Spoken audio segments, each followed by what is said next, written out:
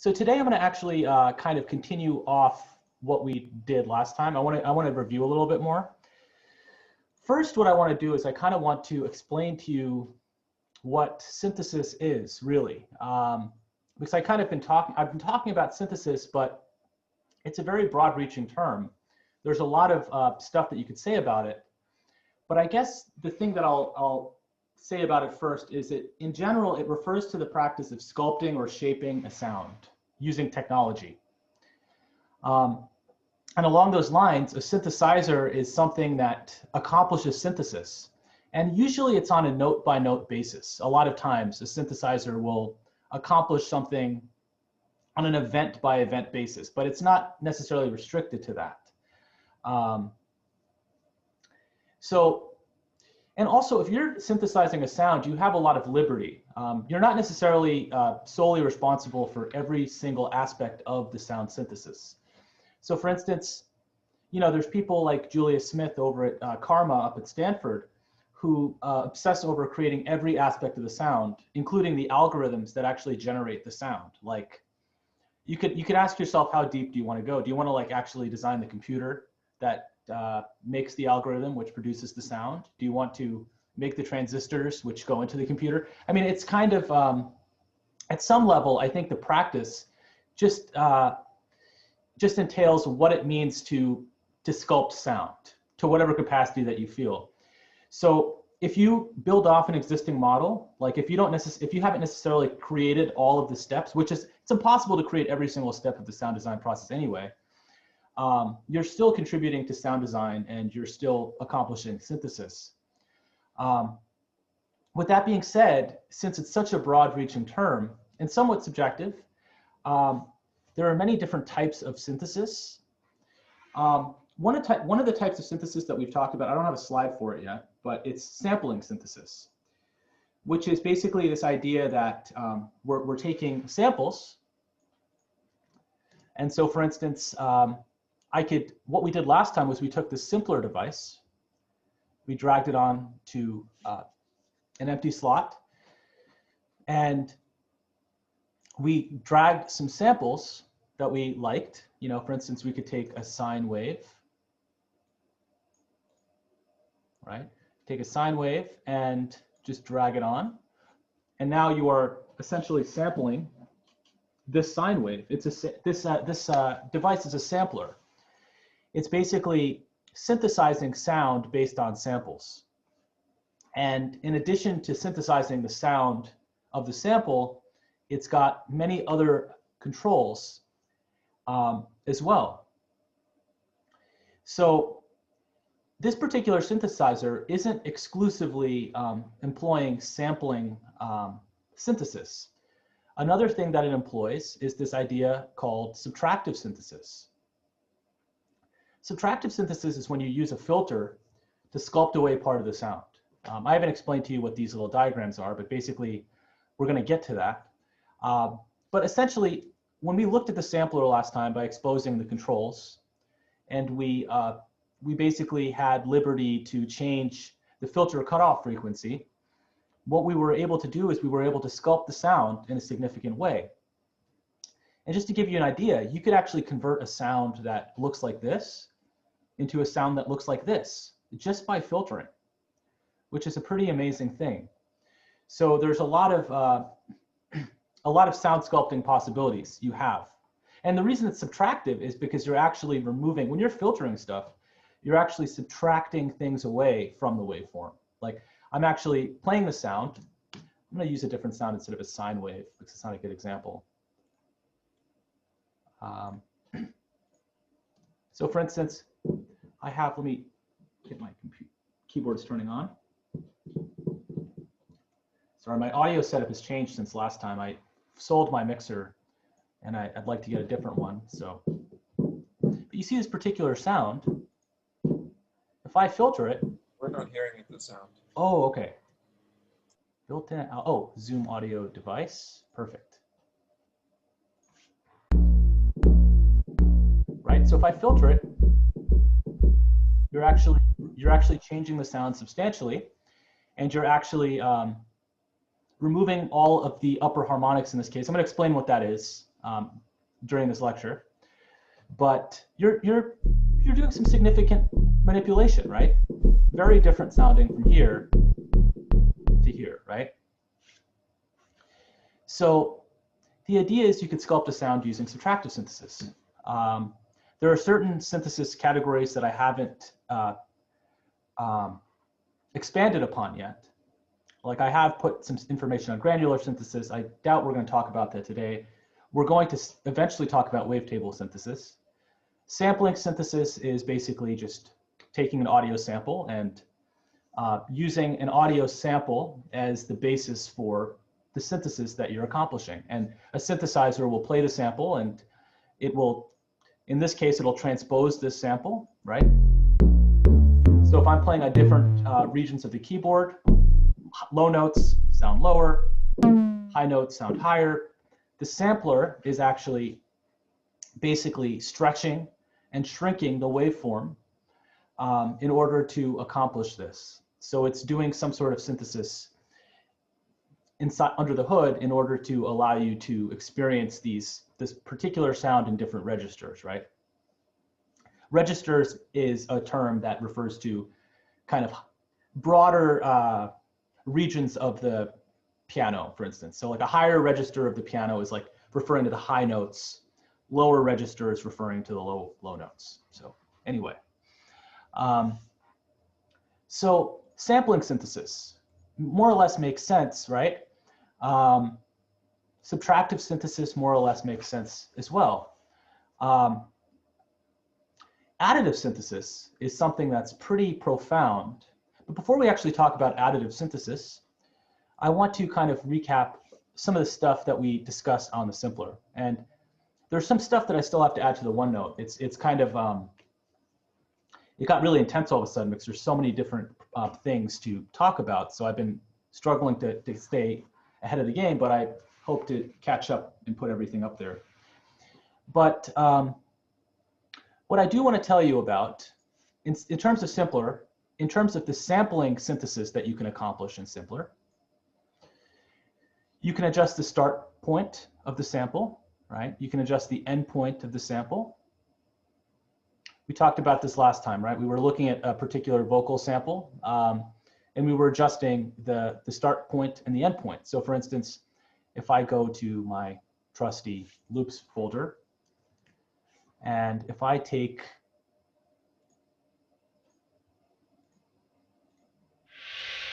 wow,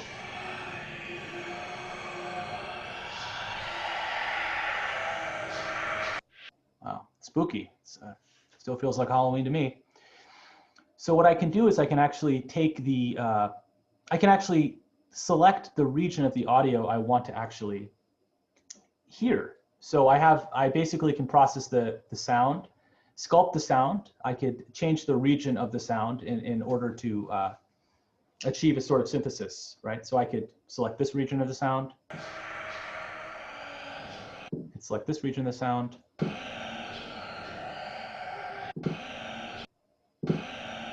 Right? So if you imagine someone like Skrillex, or you imagine this idea of, you know, I could show you an example. I think it's to some degree we've talked about samples a while back. This idea of taking just incorporating audio files into your workflow, and so you can just basically select the region of this particular audio file, and it's pretty versatile in that regard. So this is like the most common use. This is the most basic use for this simpler device. You know, you find a sample, you choose the region, and all of a sudden you have the ability to play it on different registers on the piano in order to transpose the sample to play higher in pitch or lower in pitch. And beyond that, there are other controls that are important. And those controls can be accessed in the controls dialog. So, for instance, oh yeah, sure. With simpler, when you're editing the the actual waveform. What would be the benefit of doing this here rather than simply like cutting the sample before you bring it into simpler? That's a great question. There are some advantages workflow-wise to why it's advantageous to have it like this. One of the advantages is the following. So if I take something like, let me take an example of like raindrops. I think I found a sample with a bunch of different raindrops. Now, this particular waveform has many different many different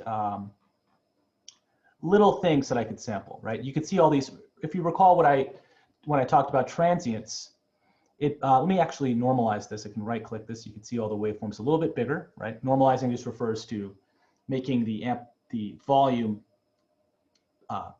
the loudest it could possibly be before it distorts, or basically keeping it within this region. But the reason I did that was to kind of more closely show you where all these different events are, right? So one of the reasons why it's advantageous to use simpler instead of cutting it beforehand, like to cut it within simpler instead of cutting it outside of simpler, is you can actually, there's this mode called slice mode for one. And what slice mode does is it actually allows you, instead of, so here's one thing you can do in this sampling synthesizer. I could play the sample, I could play different notes, and if I play higher notes, it's just playing the sample faster, which is giving you the perception of higher pitch. If I play lower notes, it's playing the sample lower, which is giving you the perception of lower pitch, right? That's when this classic mode is engaged. But if I have slice mode engaged, what simpler does is it actually locates transients. Remember, transients are these little spikes, these little volume spikes, right, that occur in the waveform. And it's basically trying to isolate these transients. And in doing so, you can actually play different sections of the sample. So now when I'm playing my keyboard, I'm actually playing this section of the sample, now I'm playing this section of the sample, this section of the sample, this section of the sample, etc. So right now I'm playing I'm playing all the notes of the piano in order, and you're basically, right? So you have a lot of creative possibilities when you do this, right? You have basically, you basically have an instrument. Well, this is an instrument, but you basically can dial in different parts of the sample and play them at different points whenever you'd like, just by pressing different keys. So just to recap, classic will play the entire sample, whatever region you've selected, from start to finish. In this case, this doesn't make a lot of sense, right? You have a gigantic, this is a 3-minute sample. And every time you press the note, you probably don't want to play this entire 3-minute sample. This isn't a very, this isn't like the use for why this device exists. You might want to just select a particular region of this 3-minute sample, and then you could, that's fine. But then, Alex brought up a good point. Why drag this big honking piece of audio in here if you're only going to use this particular section, right? It is nice. Like for me, I just like the workflow of it to some degree. I like dragging it in here because I can finesse this. And then once I'm done, I can right click and I can click crop sample. And once I crop it, I only see this part of the waveform.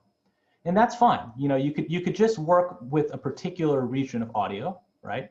But it's a good point. Like why have this all here? It might just confuse you to have all this extra audio, right?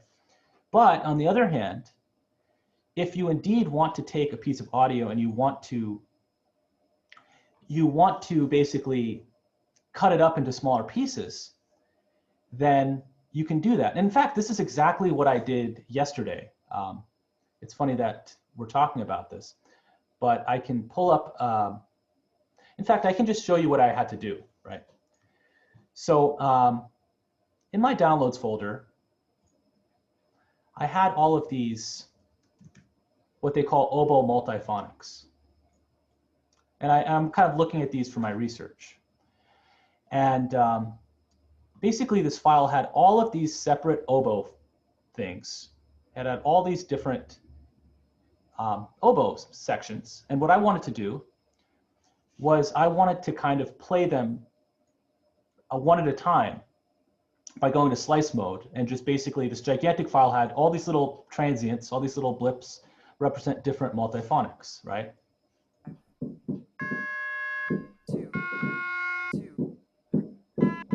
Right?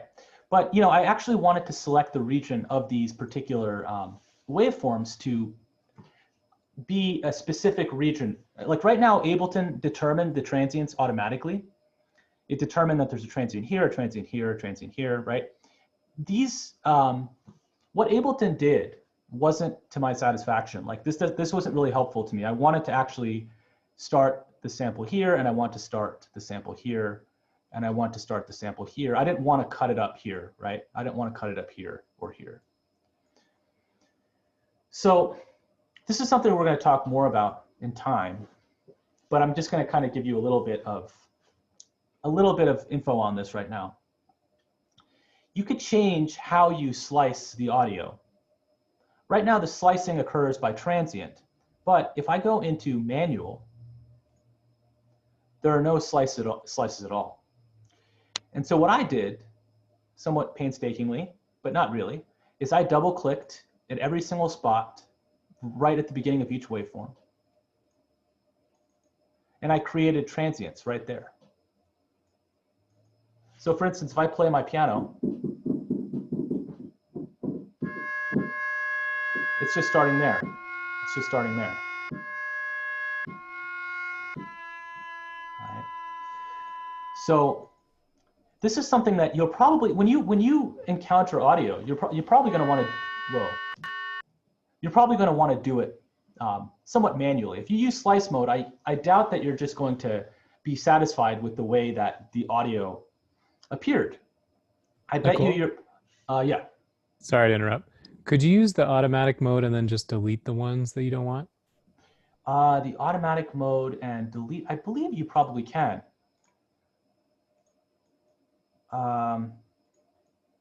That's a good question.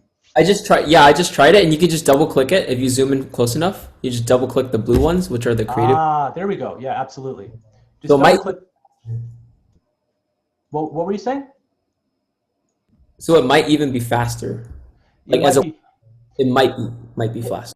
It might be faster. Ableton determined that the transient's here. It's funny though, because I put my transients closer. I guess I wanted them to be over here. It might be faster.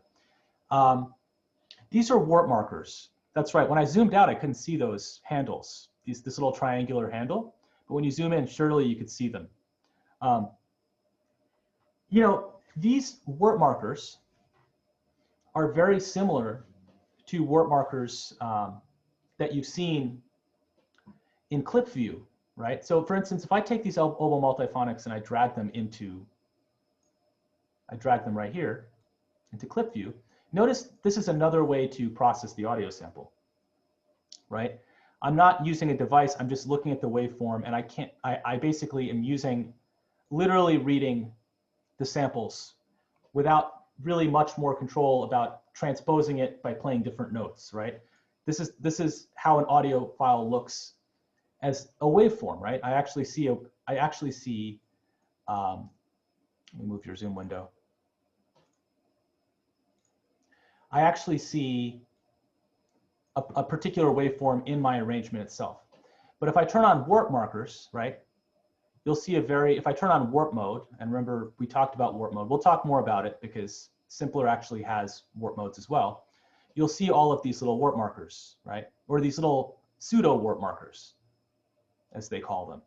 And you could actually make them real warp markers by double clicking. But you can, in the same manner, you could double click these little pseudo warp markers to make them become real warp markers, or you could get rid of them altogether. So in the audio clip, it's the same sort of thing. Ableton kind of guesses about where all the transients are. It guessed exactly the same way, actually. And then you could click, and you could actually say, no, that this is actually where I want my transients to be. this is where I want my warp marker to be. You could do that, no problem. But for now, I guess we're sticking to this concept of being in MIDI land, which is basically processing the sample in a sampling instrument where you have additional controls exposed to you. It's just different. It's not any better or worse. It's just offers different possibilities. So yes, Nakul? yeah. Sorry. This sample that you have, the Oboe Multiphonics, is that a chromatic scale? Because I'm wondering if you could create like your own synthesizer by just playing or using one of these samples. Okay, yeah, it's a great question. This is actually not a chromatic scale. This is quite the contrary. This is these are very inharmonic, they're not really that related to each other. But actually, creating a chromatic scale is quite simple, and I can show you how that would work. You could just be in classic mode. Well, I would recommend just staying in classic mode for this, because for instance, if you select a specific blip of audio in classic mode, right? Anytime you play this note,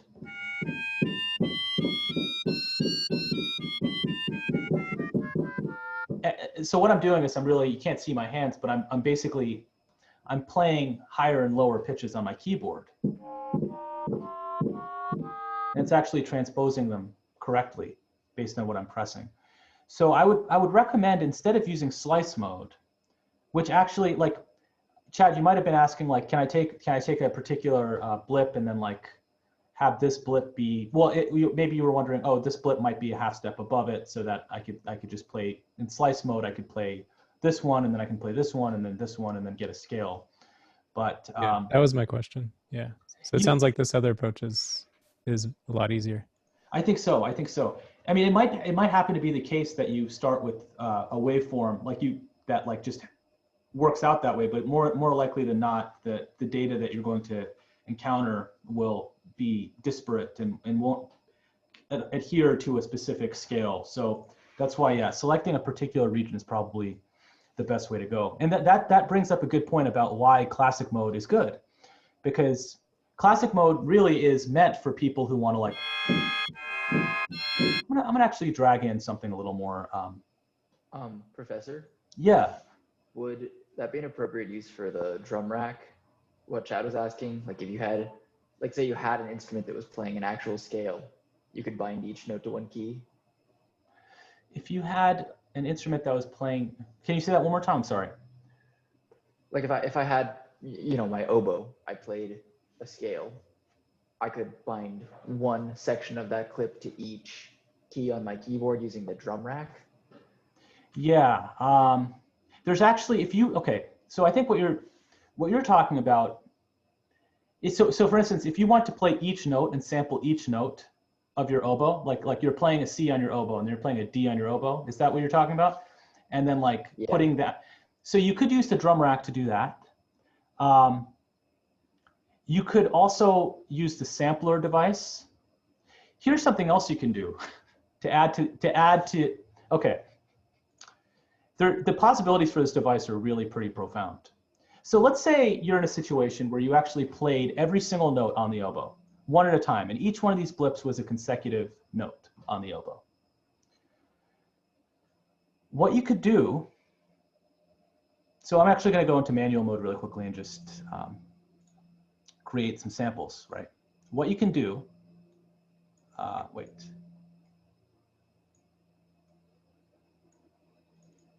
what you can do, sorry. Oh, right, I still have to make sure that this contains the entire region.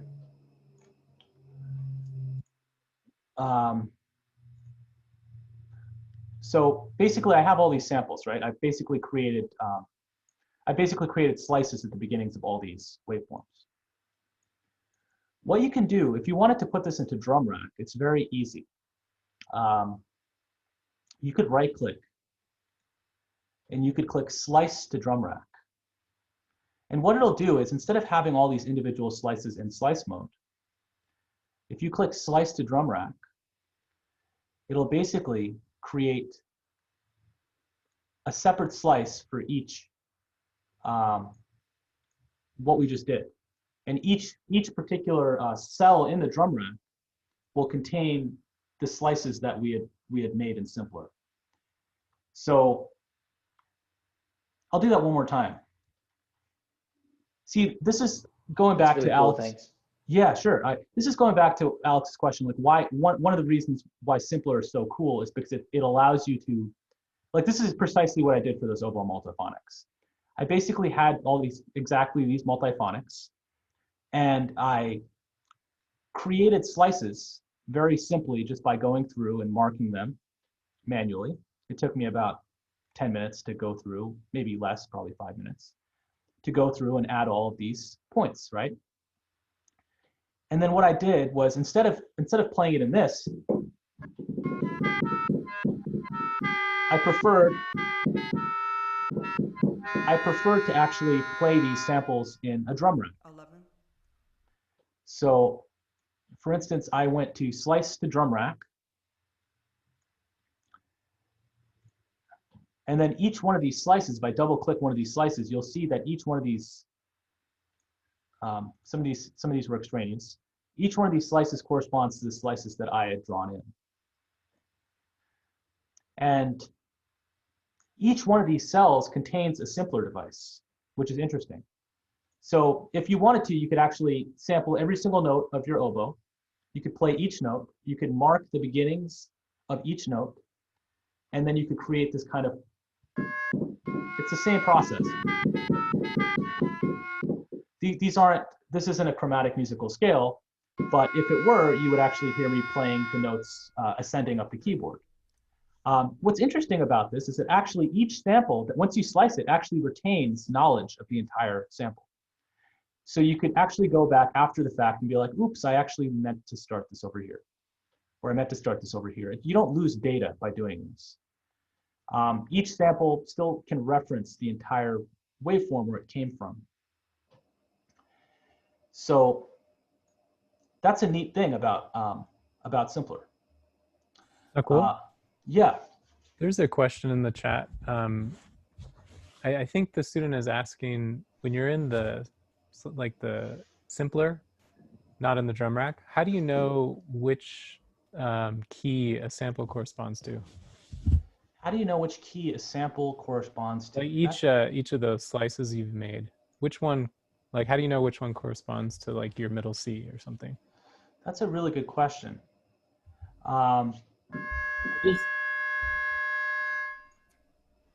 What did for me, to be honest, perfectly honest, I've just been kind of figuring out where I've just been playing and figuring it out. I know that's not a really satisfying answer. I'm trying to think of another. Does anyone have any idea?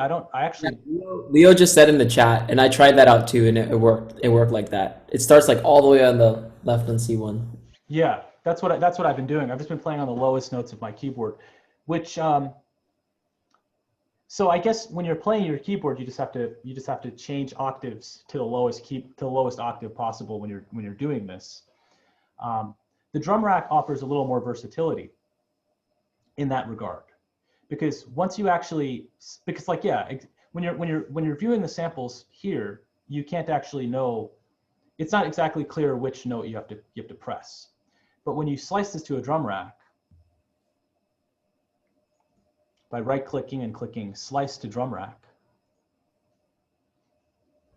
it's actually obvious that you have to play in this region, because like you actually, as you press the MIDI notes, you actually see them light up in this region, right? And if I play up here, it'll say, whoops, you're not in the right range, right? So from one standpoint, it's simpler. Well, I shouldn't use the word simpler. It's more simple to use. To play these slices in a drum rack, because you can actually see where they exist on the keyboard. And then if you'd like, you could also move them all to different slots, different registers you're comfortable in, right? These are all different registers, higher registers, lower registers, right? So yeah, there's a ton of stuff you can do, and it's just amazing how each one of these cells contains a simpler device.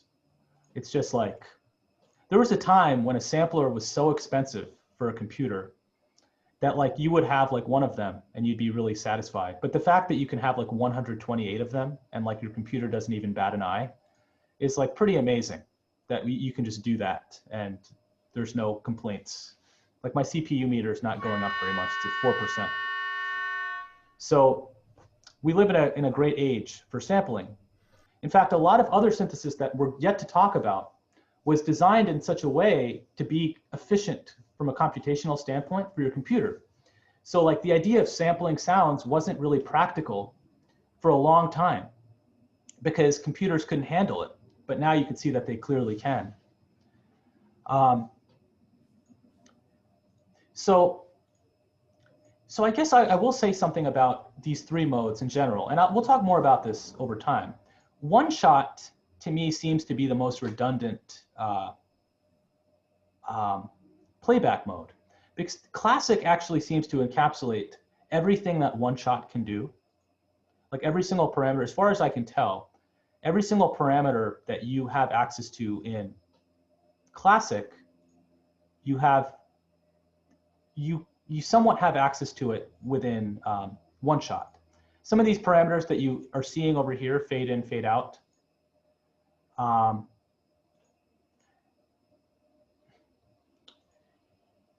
basically, well, maybe that is one slight difference. But actually, I don't think it really is, because what fade in and fade out really refer to is this idea of how long it takes the sample to actually arrive at the volume. It's basically the attack of the sound, right? If I have the fade in to be really, really slow, right? I guess for convenience, it just exposes certain controls that you might find more practical to be exposed right here, like the transposition of the sample, right? You might find that it's useful to be in one-shot mode because you can just expose these controls right here. But classic mode allows you to do all of what one-shot allows you to do, but also allows you to loop the sample. It allows you basically to, sorry, give me a second. It just gives you certain function. It gives you basically the same functionality. So I tend to use classic mode personally, whereas slice mode is quite different, because slice mode, it allows you to play the individual samples as different notes. It allows you to play the subsamples within the sample, these different smaller samples as different notes on the keyboard. Whereas classic and one shot, they allow you to play basically the same sample, just transposed on different parts of your keyboard. So without further ado, controls. I think it's worth talking about this one more time. So the controls, basically, just to talk about envelopes again, they're very important. Now, someone brought up a very interesting analogy that I really liked. So you can kind of think of an envelope as automating an individual note or a chord. And basically, the envelope tracks the evolution of a single parameter, basically when a note occurs and when a note concludes. So you're basically like automating a parameter for a note while that note is happening, or as soon as that note ends. Basically, around the time of when a note occurs, when a note event occurs, you're automating a parameter around that note. So it's like you're automating an individual note in a lot of ways, which I never thought about it that way, but it's true. And just to clarify one more time, when you're basically shaping a particular parameter, some of these parameters have to do with units of time. Some of these parameters have to do with units of volume. So for instance, the attack of the sound, the attack of the envelope refers to how long it takes for the parameter to reach its highest value.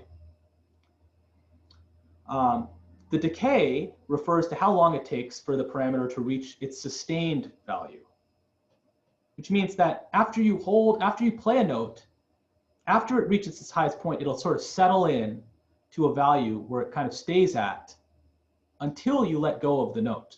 So the sustained value, it's really while you're holding, that's why it's saying while the key is down, this particular value will sustain. It'll sustain at that value until you release the key, at which the release determines how long it takes for the parameter to basically dissolve, the value of the parameter to just go to 0. So we've talked about it in terms of amplitude and in terms of filters. We've talked about amplitude envelopes, we've talked about filter envelopes. But just to kind of recap amplitude envelopes, if you actually, so many synthesizers didn't have the graphical capability to actually show you a graph like this of the shape of the sound. So when you open Simpler, and most synthesizers, you'll see controls like the attack, the decay, the sustain, and the release represented as knobs, right? However, if you do click the controls knob, the controls button in Simpler, you'll expose a graphical view of the envelope. Now, this is very interesting. This is also, when you click this controls button, you enter a world of confusion to some degree because there's so many controls. So it's important to know where to click. So for instance, if I want to view the envelope of the sound, like as a graph, I have to click controls, and I also have to click amplitude. Okay, so let me show you what I mean. So if I basically am in this mode and I see the sample, and I want to adjust the envelope of the sound, of the volume, right? The volume envelope, like basically the shape of the volume of that note. I go to controls, and I have to click amplitude. Okay. So what this refers to is I'm basically affecting the shape of the sound, of the volume of this particular note. So if I make this attack really, really long, it'll take a long time. Let me loop this sound so it just keeps playing. It'll take a long time for this sound to become loud. Right? If I make the attack slower, really, really short, the sound comes in right away, right? Right now, the decay is not doing anything. The decay is basically the time it takes to get from the loudest value to the sustained value. But unfortunately, our sustained value is the same exact thing as the loudest value right now. So what we got to do is we got to change the sustained value, and all of a sudden, magically, we actually see sustain actually doing something now, right? Where we see the decay actually doing something now, right? Because it's transitioning from this loud value right here to this sustained value right here. So check this out. If I make the sustain lower, the sound will be really loud, and it'll kind of duck down, right? It's loud at first, and then it gets softer. I make the sustain really quiet, it'll be like a blip. Loud and then stop. So you know those like pluck sounds, like a pluck, like a water droplet, pluck. It's got a lot of attack. It's got a very fast attack, I should say.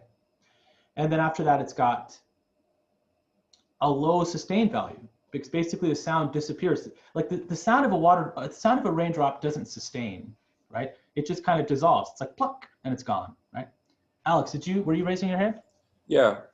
So if you edit the amplitude envelope here, will that affect the amplitude envelope of every transient, or just the one at the start of the region that you've selected? That's a great question. I have to think that it affects the volume of every transient, but we'll find out, because I don't think there's a control. Like, so for instance, if we're in slice mode, the question then becomes, does each one of these slices get manipulated by the same envelope? And let's see if that's true. I'm going to make this really dramatic. I'm going to go to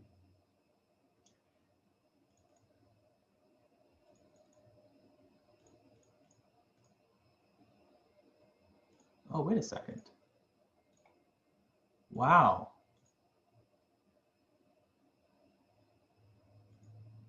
That's interesting. So as soon as we go into slice mode, we lose our ability to adjust the amplitude envelope. And you see this fade in and fade out control. But this fade in and fade out control really is the envelope. It's exposing an envelope, Meaning, in other words, the fade in is how long it takes for the sound to reach its highest value. So for instance, I guess the answer to your question is this particular envelope affects every single sample, every single sub slice in the same way.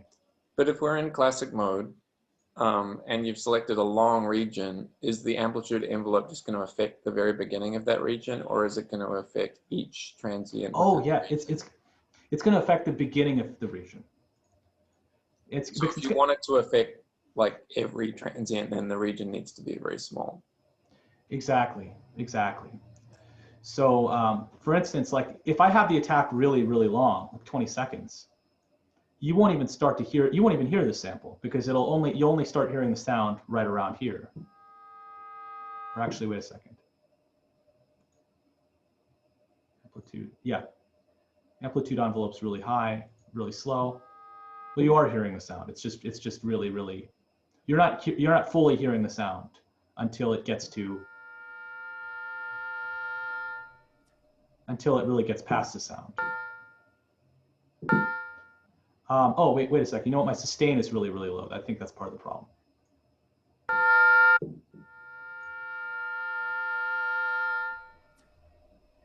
So I guess basically, yeah.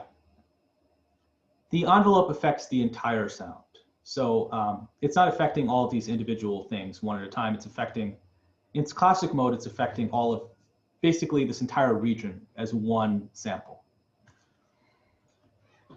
So we can affect basically the volume, right? We've talked about this, and you can basically, and as soon as I release the note, if I want the sample to linger after the fact, well, let me actually make this translate well. So what I'm gonna do is I'm gonna choose a specific region, which I know theoretically should just, I turned on loop mode, which means that theoretically this should just keep looping. Right. Now let me increase the release. And notice how no hands, right? So I'm gonna increase the release to be really, really long. I'm gonna play the note. It's still actually playing. It's still, the release refers to how long it takes for the sound to completely dissolve to silence after I release the note, after I'm playing the note, right? So it's still it's still playing this particular sample. I think, well, let's see. I'm gonna play the note again.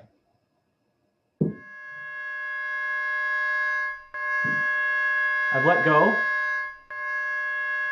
It's gonna take 60 seconds for the sound to completely dissolve to silence. Right.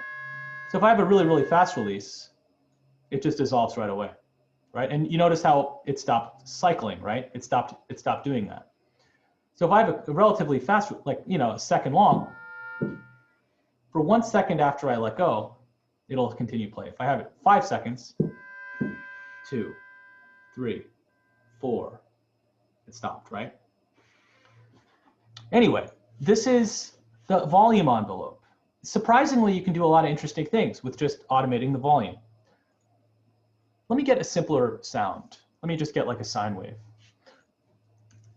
because eventually we're going to talk about additive synthesis, and I find sines are easier to yield. I'm going to drag one of these over here, and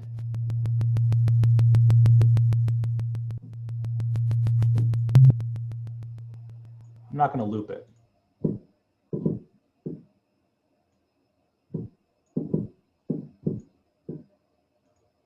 I guess I have to loop it.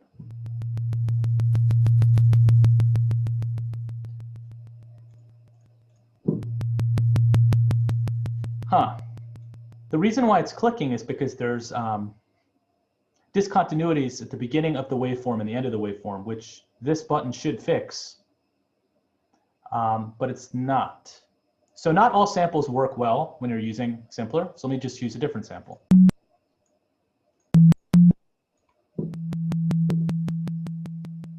Let me choose a different one.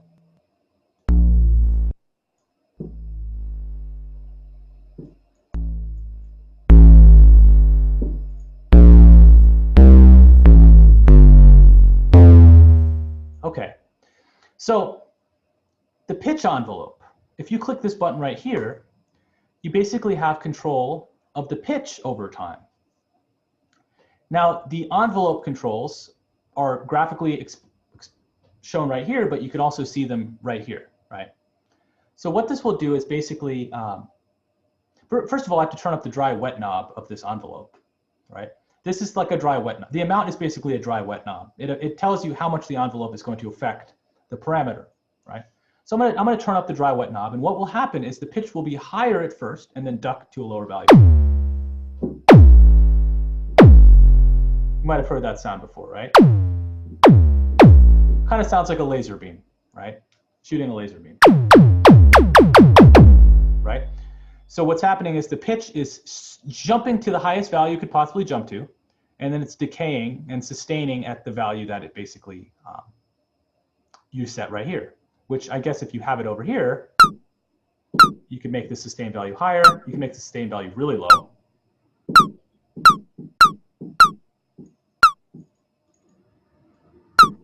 Huh, what am I doing wrong?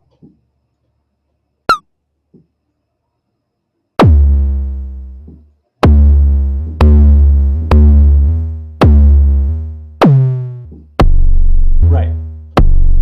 So now I can actually make it so that it sustains at a really low pitch, and when I let go, it actually comes back to the original pitch.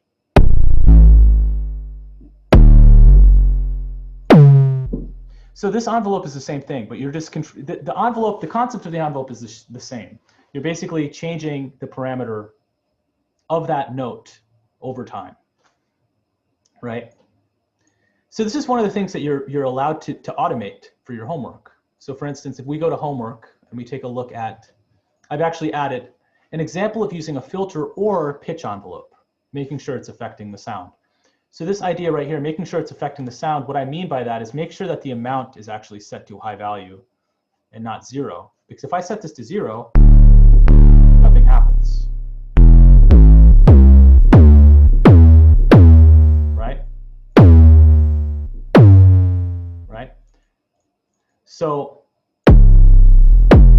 this is cool though. It gives it a kind of it's a cool sound. So that is a pitch envelope, right? You're going to see this in all kinds of other synthesizers as well. So this isn't the first, this won't be your first rodeo. It's just kind of exposing how this looks like on a simpler device. The filter envelope. Can I just ask a quick question? Oh yeah. So the knobs at the bottom, they're only affecting the amplitude envelope, right? Absolutely. Not That's a great question. Yeah. So these knobs right here, the reason they have these knobs down here and why they're representing the amplitude envelope controls is because when you're not in this controls mode, they want to make it so that you don't have to deep dive the most salient controls. In other words, like it actually is telling you in some ways that the amplitude envelope's more commonly employed to shape a sound than a pitch envelope. So they make it more front and center. So you don't have to dive through menus to access the controls. But that is confusing because what you have to notice is that this is why it's very helpful to look at the left-hand side, the bottom left-hand corner, which is something I always do in class and in my life in general, is look at the help info view in the bottom left when you're hovering over parameters. And notice how it's specifying it's a pitch envelope decay time, or it's a pitch envelope attack time. Whereas if I go down here, it's saying amp envelope attack time, which is amplitude envelope, or amplitude envelope decay time.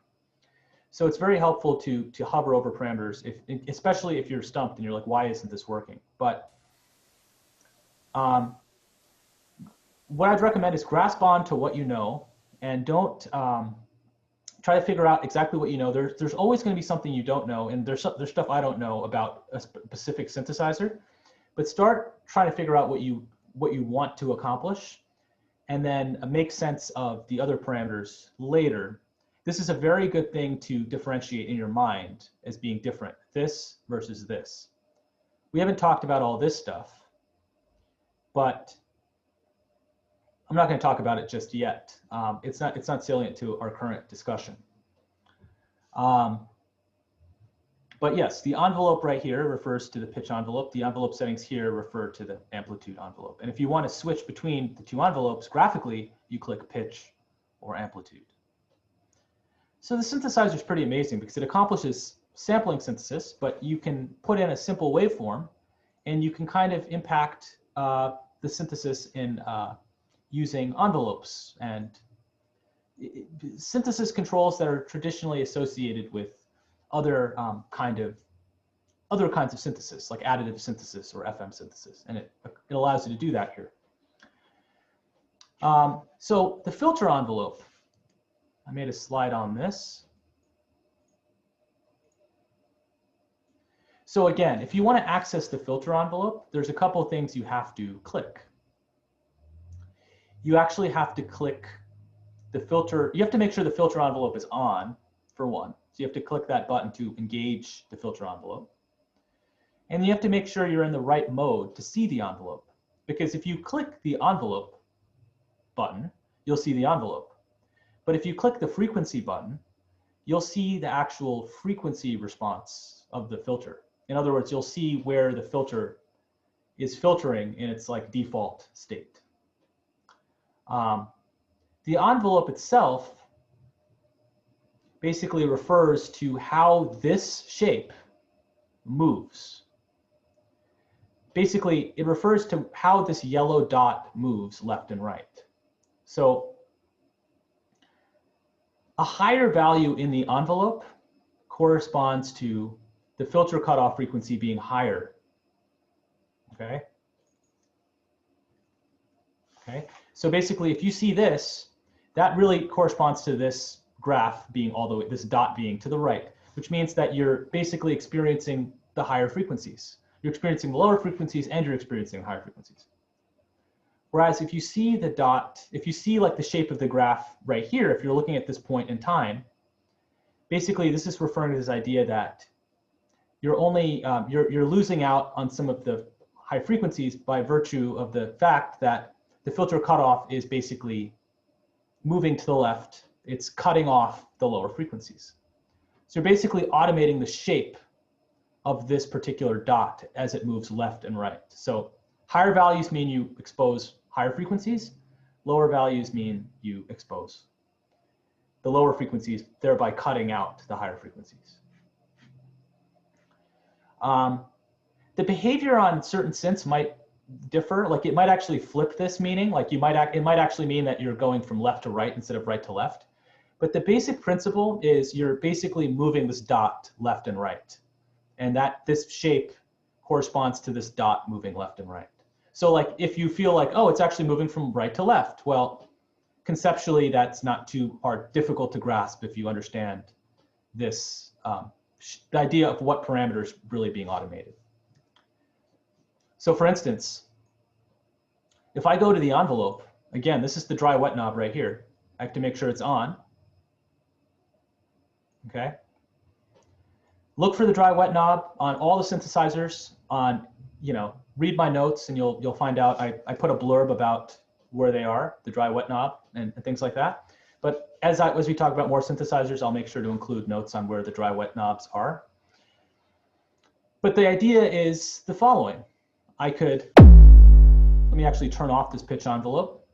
It sounds really dope. I like it. But what I'm going to do is I'm going to look at the frequency response. And the idea is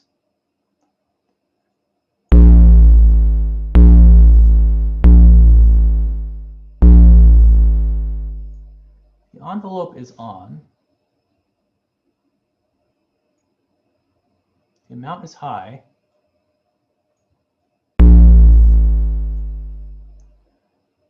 What am I doing wrong? The decay is too long.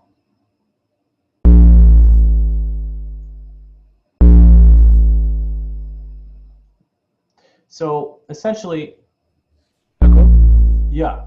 Do you need to press the frequency in the bottom left? You don't have to press it. You only have to see that. You only have to press that in order to see the default filter cutoff. Oh, okay. Sorry. Thanks. So yeah, it's a good question because you want to click this knob from time to time just to make sure that you're basically the setting you have on this pane right here, the frequency pane, will determine basically what the baseline is for this wiggling back and forth. Do we expect that orange dot to move as you play the note?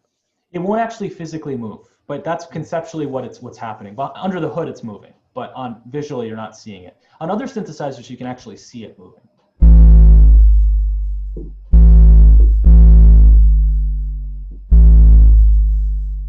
So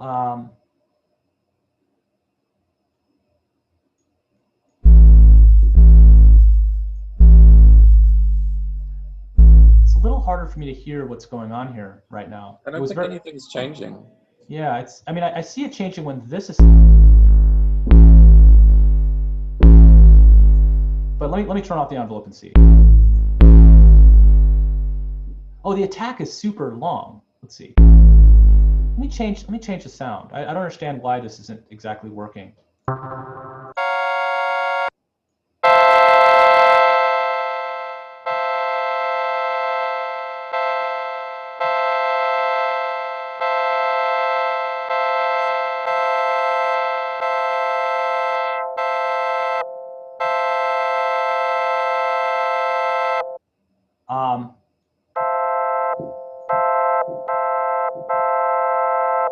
So now it's working.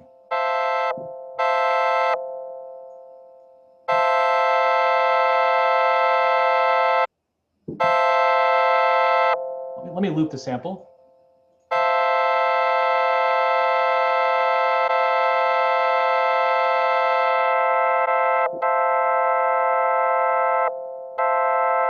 So basically, it's really bright at the outset, and then it's basically filtering out some of the highs, and it's dropping to this value pretty quickly. Right here, you kind of see the highs opening up, and then they're dropping in value.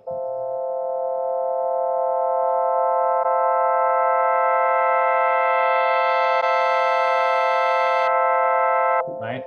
So let me actually put in an audio effect. Sorry, let me put in the EQ to actually see what's going on. High frequencies are creeping in for 8 seconds, and after 8 seconds, it kind of ducks down to this particular it ducks down to the sustained value after 37 milliseconds. So it's tracking the movement of this dot over time. So for the first 8 seconds, it went up, and after 8 seconds, it basically ducks down again. So let's try this with less time.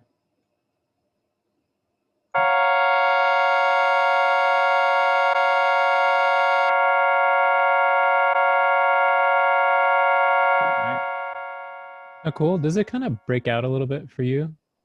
It does a little bit for me.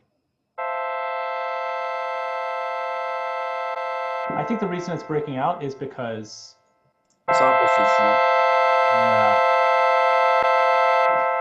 it's the fact that the sample is really long and it's looping over and over again. Yeah. And so when it gets to the end of the sample, see, this snap button is supposed to remove zero crossings. We haven't talked about that, but it's basically supposed to remove clicks when you actually do loop the sample. But certain samples they're just not meant to be looped for that length or looped at all. So you'll hear the clicking once it loops. So you can hear it get brighter.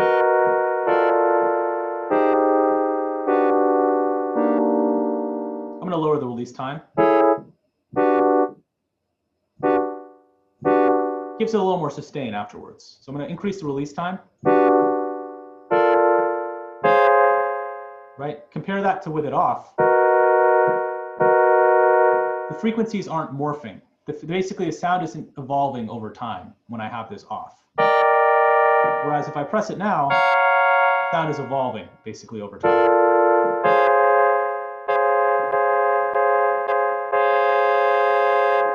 It's nice. It's like automating a particular note.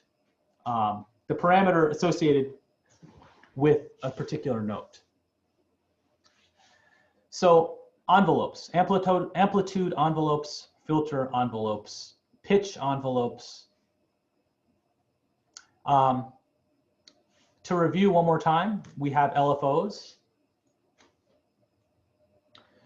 And basically, when we're dealing with an envelope, we're basically dealing with changing the parameter with a certain shape that like follows a chronology, which concludes, which means like the shape of the sound is like this. And then once it gets to this point, it's not changing anymore. It's sustaining, basically. It sustains at this value, and then it doesn't do any more transformations after the fact.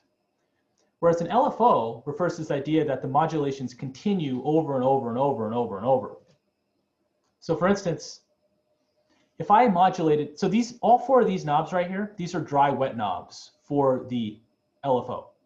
So if I wanted to modulate the filter, what I'm basically doing is I'm basically moving this knob back and forth and back and forth and back and forth over and over and over again. I have to make sure that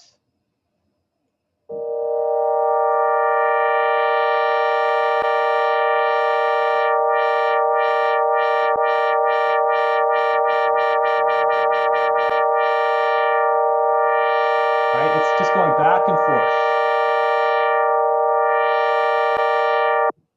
Right? Remember how when we looked at the envelope, it was just basically going forward, and then it kind of settled in, and it went back, and it went forward, and then it went back, and it kind of settled in. Whereas here, it's just going in a circle forever, as long as I'm holding the note. So an LFO allows you to kind of apply a periodic, patterned, continuous kind of modulation to a particular sound. The rate of the modulation is jurisdicted by this particular box right here. It's how fast or slow these particular patterns repeat. Not indicated. So you can actually, you can actually change the rate of this particular modulation. Right? You can do it that way, or you can click beats, and you can change the modulation in terms of the tempo. Right? We talked about this last time.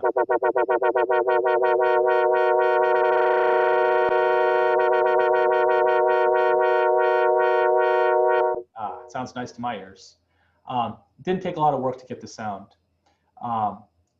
Just automating a filter, basically, for a particular note. You're just changing the filter cutoff frequency to move back and forth, right? Okay. You know, it's funny, I spent so much time creating all this information. I don't think I'm going to get to a single bit of this information today, but maybe I'll get to a little bit of it. I think it's worth reviewing stuff, though. It's definitely good. So let's just talk about synthesis one last time. And, you know, I'll still get to some of this stuff today.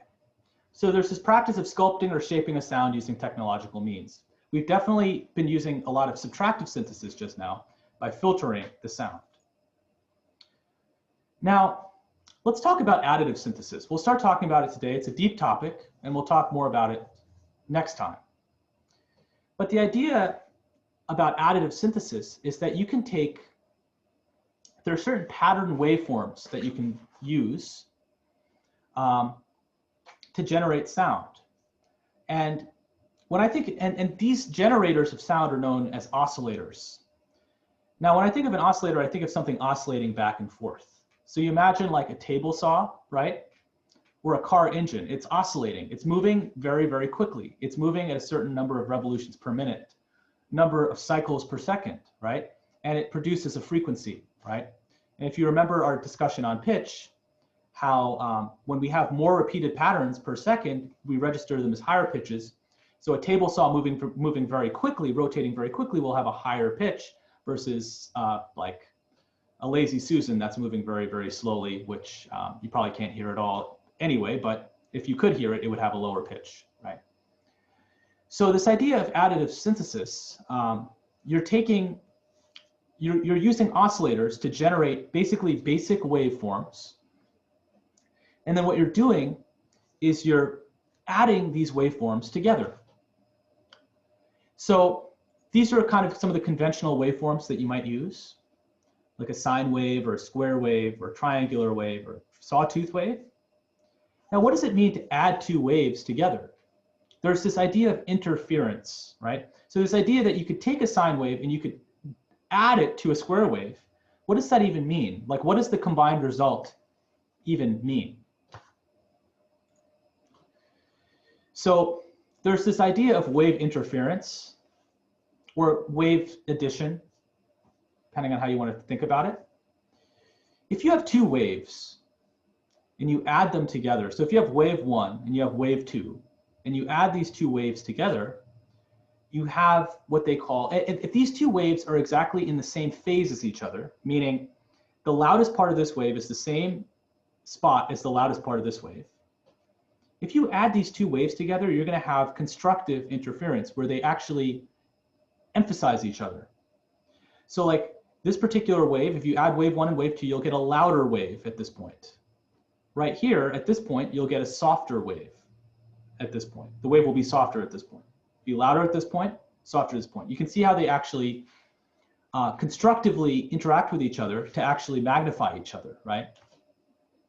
So our brain, when two waves are played simultaneously, our brain processes this as one wave that's just 2 times louder than the original wave. It doesn't actually, at the end of the day, we just hear one sound signal. Like we perceive one sound signal. Our brain is doing all kinds of magic behind the hood to actually assemble all of these constituent sound signals into this one magical sound signal that we just process, and we're like, oh, we hear a sound. But really under the hood, there's a bunch of sounds that are basically interfering with each other, and ultimately we just perceive this one sound, which is amazing. So this is constructive interference. But if we actually have destructive interference, it's this idea that two waves are actually out of phase with each other, meaning one of the waves is at its loudest point, whereas the other wave is at its softest point. And in the perfect case, where it all matches up, where the loudest point is exactly occurring in one wave, where the softest point of the other wave is occurring at that point, the two waves will exactly cancel each other out.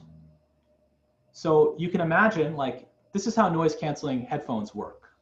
You actually have a signal, and then the noise canceling headphones actually produce a signal that's exactly inverted from the original signal of the noise that's occurring. And then the net result is it actually cancels out the noise, so we don't actually hear the noise. That's a little bit of an oversimplification, but approximately correct. So it's kind of fascinating to think that there could be two loud phenomenon occurring in the universe, whereas our brain actually only perceives no sound at all, by virtue of the fact that these sounds cancel out from each other. So this is what they call destructive interference. Now in reality, most of the time, there's a combination of constructive and destructive interference that occurs. Like this is a very textbook mathematically perfect scenario where two waves are exactly the same, and you're adding them together and you have perfectly constructive interference, or you have perfectly destructive interference. In reality, when you add two waves together, what you do basically to add two waves, I should mention, is you add the value at any given point of the two waves, and you yield the other wave. So for instance, adding this portion of this wave and this portion of this wave leads to a flat line, to 0, right? Adding this point, this 0, to this 0 leads to 0. Adding this height to this lack of height leads to 0, right? So adding 1 plus 1 equals 2. Adding -1 plus -1 equals -2. Adding 0 to 0 equals 0, right? So in reality, waveforms, they don't perfectly, when you're adding waves together, they don't perfectly match in this manner. And you get a lot of interesting sounds as a result. So like you can add a sine wave to a square wave, and you can imagine what would happen if piece by piece you added every single point. So you added the value of this to the value of this, you get some wave. You add the value of this, you get the value of this, you get some wave, right? It's so this is the idea of additive synthesis. You have a lot of, you can create more complicated waveforms by using simpler waveforms as sort of the generators of the sound, okay? So when you're using various synthesizers within Ableton, like if you're using analog, or you're using oscillator, or you're using wavetable, these are all samplers that utilize oscillators. Simpler doesn't utilize oscillators, but all of these other types of synthesizers, like right here, they use oscillators, and you can see these controls exposed right here. The type of waveform you use, you know, right here it's saying, oh, which waveform do I want this oscillator? Remember, an oscillator is this thing that's oscillating back and forth, in turn creating this kind of patterned periodic waveform, right? You could choose what kind of pattern it produces. You can choose a sine wave, you can choose a square wave, you can choose a triangle wave, you can choose a sawtooth wave. There are other waveforms as well. Now, what's really, really interesting is this idea of the harmonic series. And the idea is, a sine wave, this is like one of the most, mathematically perfect waves. It's in one regard, in the sense that it can generate all the waveforms beneath it. In fact, a sine wave can actually approximately generate every single sound in the universe if you combine different sine waves with each other. So I'm going to give you a little teaser for what I'm going to talk about next time. So let's actually look at some sounds. I'm going to open up a synthesizer that you don't have to know how to use yet, but I'm going to open up this synthesizer called Operator. And I'm going to drag it over here. And Operator, you have this control section where you can control the type of waveform that you want to use. Now let me actually grab a plugin, and you can actually see some stuff. So I'm going to grab in my oscilloscope. Melda. It's called M. By the way, these Melda plugins are really great. They're free, a lot of them. And what I'm going to do is I'm going to drag this oscilloscope here so you can kind of see what this waveform looks like. So right here, this is a sine wave. I'm playing a sine wave. Shows a sine wave. This is a sine wave. This is what you learned in trigonometry class. It's just a sine wave. You know the mathematical means of making this wave. Okay. Now I'm going to go and I'm going to click square wave.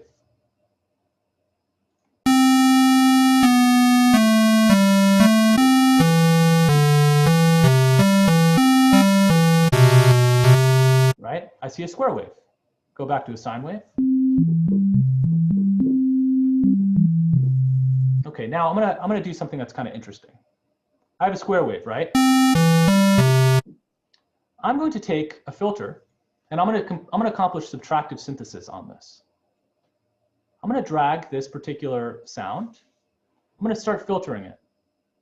Okay, I'm gonna do this.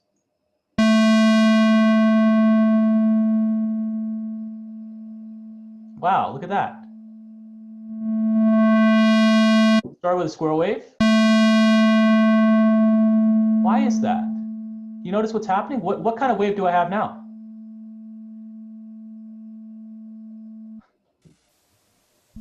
What do I yield? What is the end result? Sine wave. Sine wave. Isn't that amazing? So basically, there's something very significant about a sine wave. In other words, a sine wave is sort of like a building block for almost all waves. To give you an idea for what these building blocks look like, just look at this graph right here. This is a square wave in terms of sine waves at certain frequencies. Now look at the sine wave. There's only one blip right here. This is a significant thing that I want to talk more about that I was expecting to talk a lot more about today, but it's an important thing to understand. Maybe I'll go just explain a little bit about this. So I have this PD patch right here. And Pure Data is actually a language created by a person who actually works at UCSD, who's a professor here. Ableton was created in a language like Pure Data called MaxMSP, which is pretty cool that we have a professor at our school who invented such a language. Now, what's cool about this is, I don't think I set this up correctly. what I'm basically showing you is the harmonic. What I want to show you is the harmonic series. The idea is, if you have a certain frequency, let's start with any frequency. Let's say 131 hertz, which is C3, the C right below middle C. And if we create sine waves on all integer multiples of that frequency, this is what we get. So like all these integer multiples, 131 times 1 is 131. 131 times 2 is 262. 131 times 3 is 393. What you get are all the different harmonics of the harmonic frequency for that particular fundamental frequency. So what I want to tell you is that you can actually, by just changing the amount, I'm kind of rushing this, but what I want to tell you is that just by changing the amount of volume for each of these harmonics, you could actually generate all of basically any sound that you can conceive of. So for instance, just look at this, right? This is basically think about this as the fundamental frequency. It's got one cycle for this particular time window. Now look at this. This is basically 2 times the frequency of this particular note right here. 1 cycle per second, 2 patterns per second, 3 patterns per second, 4 patterns per second, 5, 1, 2, 3, 4, 5 patterns per second, 6 patterns, 1, 2, 3, 4, 5, 6 patterns per second, right? Now what happens if I combine these together?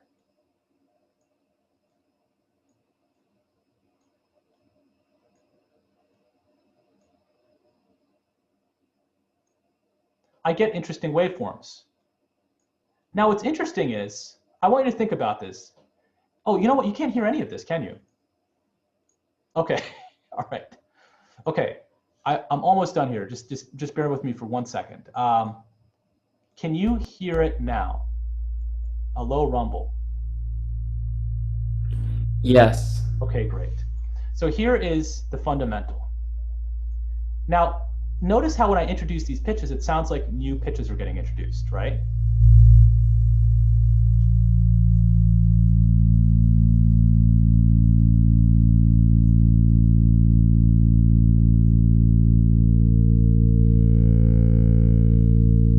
Right? It sounds like a chord, right? Now, look what happens when I change this particular. It no longer really feels like a chord, it feels like a note. In other words, there's a lot to unpack here, but I guess what I really want to impress upon you is this idea that you can basically create a timbre by summing together different sine waves. That's a great way of creating a timbre. And that's like basically the principle, one of the underlying principles of additive synthesis. There's a lot more to say about that. Fortunately, I can't get to that, but if you are curious about getting ahead, you could accomplish all your homework by using the simpler device. But what we are going to talk about next time is we're going to talk about the analog device, which is over here. And basically what it is drag it in over here. What it allows you to do is it allows you to sculpt sound using additive synthesis and also using subtractive synthesis. And there's a lot of controls, but don't be afraid. We'll talk about it next time. I'll try to add, I'll add some slides in between now and then, but anyway, just keep exploring these concepts. There's a lot more to say about all of this, but hopefully you're following along. And if there's any questions, just feel free to holler.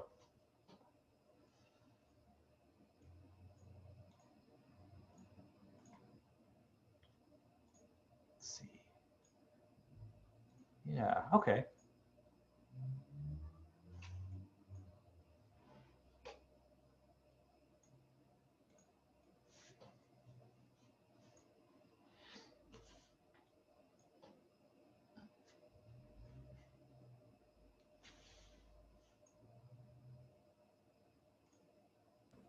use.